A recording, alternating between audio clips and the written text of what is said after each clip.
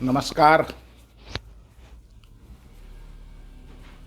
आज मैं आप सभी को बसंत पंचमी का इतिहास बताने के लिए उपस्थित हूँ।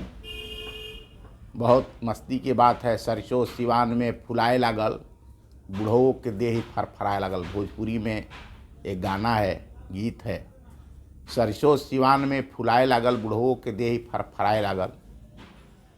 आम की अमराई में मंजरियाँ महकने लगी हैं। आम की अमराई में मंजरियाँ महकने लगी हैं। इन पर बैठी कोयल कूक रही है। खेतों में लगे सरसों अरहर के पीले फूल का परिधान पहनकर प्रकृति खुश है। चना मटर के फूल भी खिल रहे हैं। हम कहें कि प्रकृति सतरंगी परिधान पहनकर बसंत के साथ नृत्य करने को तैयार है। यही तो प्रकृति का बसंत है। जब प्रकृति शिशिर ऋतु से बसंत ऋतु में प्रवेश करती है तो इस बात को समझना होगा। वर्षा ऋतु में जल से तड़ित तृप्त और शरद ऋतु में ठंडक से सिमटा सिकुड़ा प्रकृति का प्रत्येक प्राणी खिल उठता है। शीतकाल के जाड़े की ठंडक में सर्प, मेढक, भालू, सरीसृप और अन्य प्राणी भी जो शीत निद्रा में चले जाते हैं, जिनके शरीर ने अभी ठंड सहन करने की क्षमता को विकसित नहीं किया है, तो ये सारे शीत निद्रा में चले जाते हैं। पेड़ पौधे और ज़्यादातर वनस्पतियों का विकास भी रुक जाता है। बीजों के अंकुरण होने में भी ठंडक बाधा बनती है। यहाँ तक कि मनुष्य की गतिविधियाँ भी सीमित हो जाती हैं।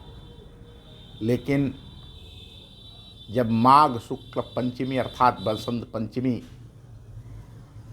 के साथ वसंत ऋतु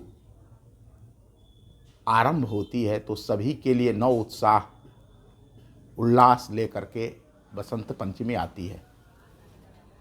बसंत पंचमी का संबंध प्रभु श्री राम के साथ भी है।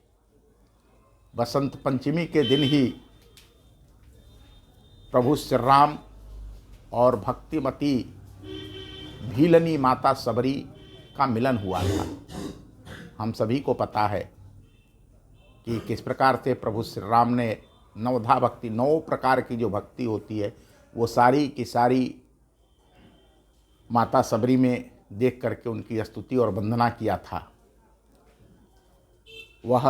यह दिन जो है बसंत पंचमी का, वह प्रभु श्री राम और माता सबरी के मिलन का दिन भी है। इसी दिन अर्थात बसंत पंचमी के दिन ही महाराजा पृथ्वीराज चौहान ने आक्रांता मोहम्मद गोरी को शब्दवेधी बाण से मार करके मौत के घाट भी उतारा था।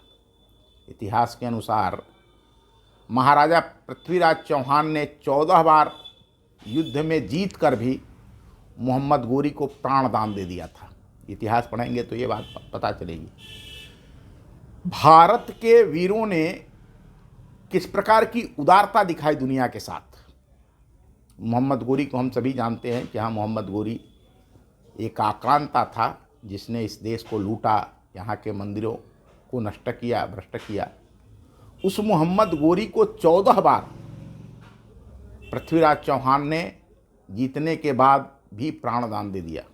लेकिन जब एक बार वह उससे हार गए तो मोहम्मद गोरी ने उनकी दोनों आँखों को गर्म सलाखों से निकलवा लिया था। अंधे कैद में उनके साथ उनके मित्र कवि चंदर बरदाई थे और चंदर बरदाई ने कूटनीति से काम लिया। उन्होंने कहा कि यह तो हमारे राजा के साथ इसने छल किया है। तो उन्होंने बादशाह मोहम्मद गोरी से कहा कि हमारे जो राजा हैं पृथ्वीराज चौहान, ये शब्दवेदी बाण चलाना जानते हैं।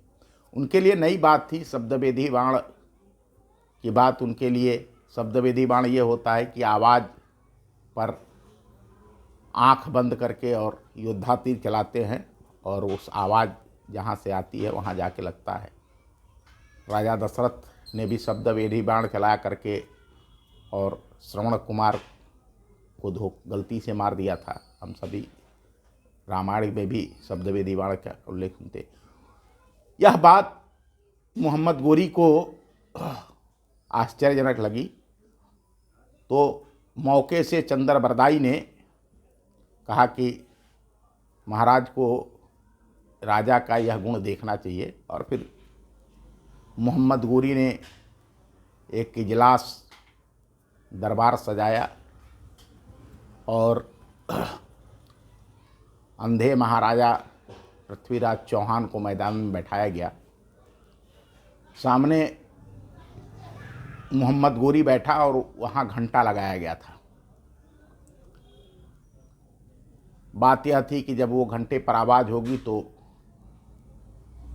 पृथ्वीराज चौहान उस घंटे पर बाण चलाकर मारेंगे।